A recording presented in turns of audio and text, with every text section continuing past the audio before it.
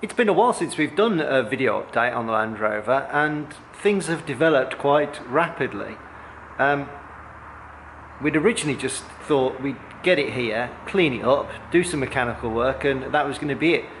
But it all started to go a bit wrong when I decided I couldn't bear the cosmetic touches that a previous owner had put on the car, like the checker plate bonnet, and then of course the checker plate in the footwells.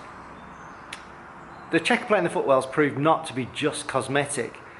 It was covering up some quite nasty rot. So what's happened is we've taken that out, and then we've ended up having to start welding. Okay, I'm just going to show you where we are. So if I swing this round, so one very naked Land Rover now. The bonnet came off, the wings came off, and since you last saw it, the roof and the doors and the rear door have come off because I don't really want those anyway. So maybe best show you the other side first. So we took off the checker plate, and this is what we got. Some incredibly rotten floors. The floor plates have been removed. So there's our lovely clean chassis. So it's not all bad news. And then to come round, so normally that's where the heater and the heater blower would sit. As you can see, that was hidden between two layers of aluminium and checker plate. So it was just a cosmetic bodge. This A-post is not so bad. It's going to be replaced anyway because while we're here we might as well do the job properly. But the other side, well, as you can see, it's on the floor here.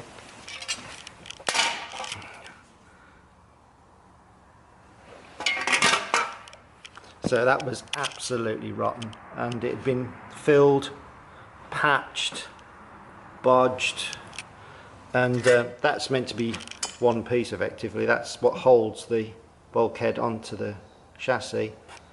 It wasn't connected at all. We have lots of scrap metal. So currently on the driver's side, we've got to this stage. We have a levitating bulkhead. So we're still fabricating little tiny bits here.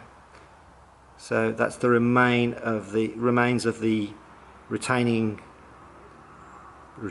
for the door. It's the little plate that bolts into.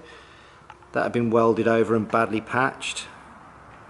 And we've still got a little bit of grot to cut out and repair there. And there we have the chassis in all its glory.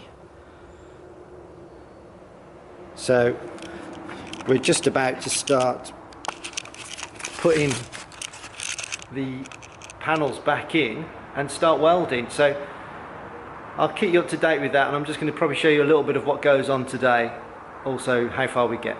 So see you in a bit. Okay, so what I've finally done is picked out all the old bits of the footwell. So if I show you this, so all these seams have been cleaned up. This has still got to be straightened up here. But what we're ready for now is to put the new footwell in. So this is a ready-made footwell. Very heavy piece of steel, and really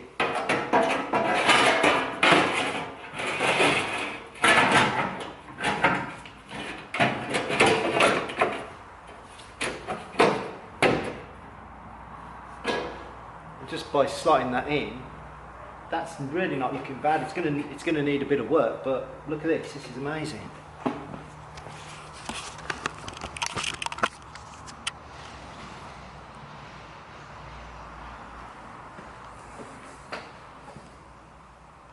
That piece of wood is just supporting the bulkhead to stop it falling off.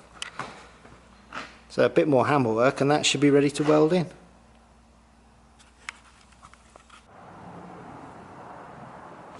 Just when you thought it was safe to go back into the Land Rover. So this is where we've got to on this side. Look at that, all that lovely steel, fantastic.